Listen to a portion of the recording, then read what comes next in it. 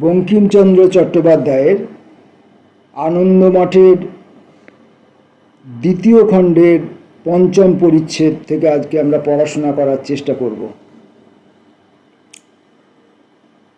সত্যানন্দ কথাবার্তা সমাপনান্তে মহেন্দ্রের সেই মঠস্থ দেবালয়াভ্যন্তরে, যেখানে সেই অপূর্ব শোভাময় প্রকাণ্ডাকার চতুর্ভুজ মূর্তি বিরাজিত, তথায় প্রবেশ করিলেন। সেখানে তখন অপূর্ব শোভা, রজত, স্বর্ণ ও রত্নে রঞ্জিত বহুবিধ প্রদীপে মন্দির আলোকিত হইয়াছে। রাশি রাশি পুষ্প স্তূপাকারে শোভা করিয়া মন্দির আমোদিত করিতেছিল।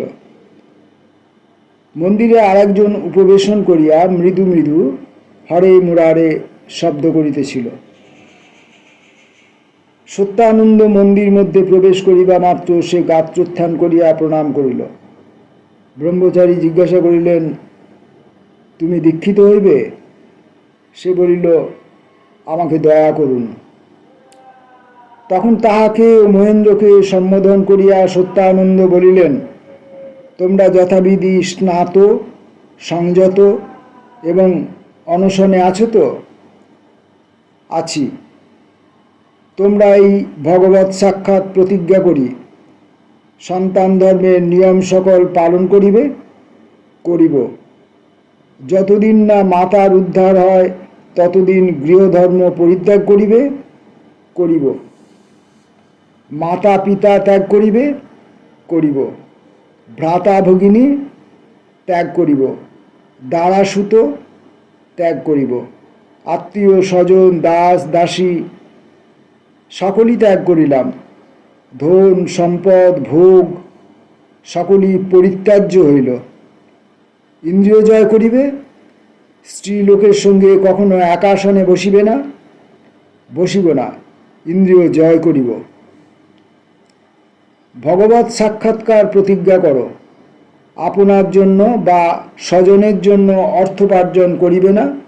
যাহা উপার্জন করিবে তাহা বৈষ্ণব ধনাগারে দিব। সনাতন ধর্মের জন্য স্বয়ং অস্ত্র ধরিয়া যুদ্ধ করিবে? করিব। রণে কখনো ভঙ্গ দিবে না? না। যদি প্রতিজ্ঞা ভঙ্গ হয়, জ্বলন্ত চিতায় প্রবেশ করিয়া অথবা বিষ পান করিয়া প্রাণত্যাগ করিব। সত্যানন্দ বলিলেন, আর এক কথা, জাতি। তোমরা কি জাতি? মহেন্দ্র কায়স্থ জানি। অপরটি কি জাতি? অপর ব্যক্তি বলিল, আমি ব্রাহ্মণ কুমার। সত্যানন্দ, উত্তম। তোমরা জাতি ত্যাগ করিতে পারিবে? সকল সন্তান এক জাতীয়। এ মহাব্রতে ব্রাহ্মণ শূদ্র বিচার নাই। তোমরা কি বলো? আমরা সে বিচার করিব না। আমরা সকলেই এক মায়ের সন্তান। তবে তোমাদিগকে দীক্ষিত করিব। তোমরা যে সকল প্রতিজ্ঞা করিলে তাহা ভঙ্গ করিও না। মুরারি স্বয়ং ইহার সাক্ষী। যিনি রাবণ, কংস, হিরণ্যকশিপু, জরাসন্ধ, শিশুপাল প্রভৃতির বিনাশ হেতু, যিনি সর্বান্তর্যামী, সর্বজয়ী, সর্বশক্তিমান ও সর্বনিয়ন্তা, যিনি ইন্দ্রের বজ্রে ও মার্জারের নখে তুল্যরূপে বাস করেন, তিনি প্রতিজ্ঞা ভঙ্গকারীকে বিনষ্ট করিয়া অনন্ত নরকে প্রেরণ করিবেন। উভয়ই বলিলেন, তথাস্তু। সত্যানন্দ বলিলেন, তোমরা গাও, বন্দে মাতরম। উভয়ে সেই নির্ভীত মন্দির মধ্যে মাতৃস্তোত্র গৃহীত করিল। ব্রহ্মচারী তখন তাহাদিগকে যথাবিধি দীক্ষিত করিলেন।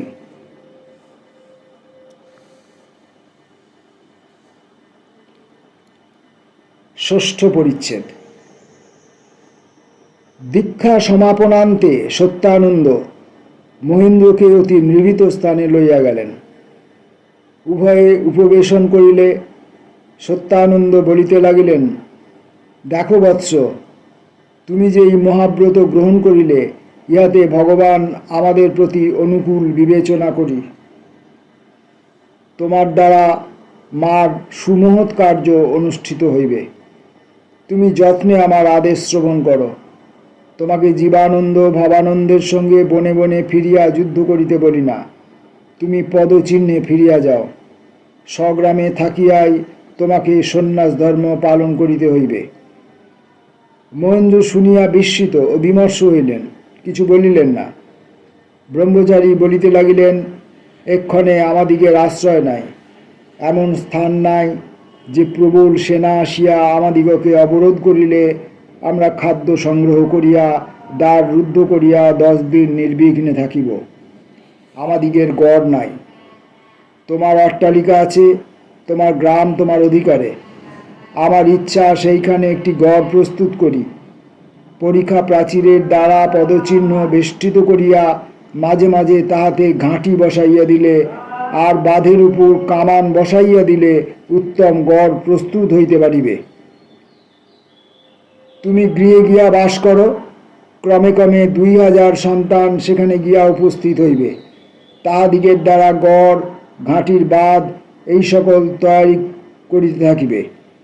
তুমি সেখানে উত্তম লৌহ নির্মিত এক ঘর প্রস্তুত করাইবে। সেখানে সন্তানদিগের অর্থের ভাণ্ডার হইবে। সুবর্ণে পূর্ণ সিন্ধুক সকল তোমার কাছে একে একে প্রেরণ করিব। তুমি এই সকল অর্থের দ্বারা এই সকল কার্য নির্বাহ করিবে। আর আমি নানা স্থান হইতে কৃতকর্মা শিল্পী সকল আনাইতেছি। শিল্পী সকল আসিলে তুমি পদচিহ্নে কারখানা স্থাপন করিবে। সেখানে কামান, গোলা, বারুদ, বন্দুক প্রস্তুত করাইবে। এই জন্য তোমাকে গৃহে যাইতে বলিতেছি। মহেন্দ্র স্বীকৃত হইলেন।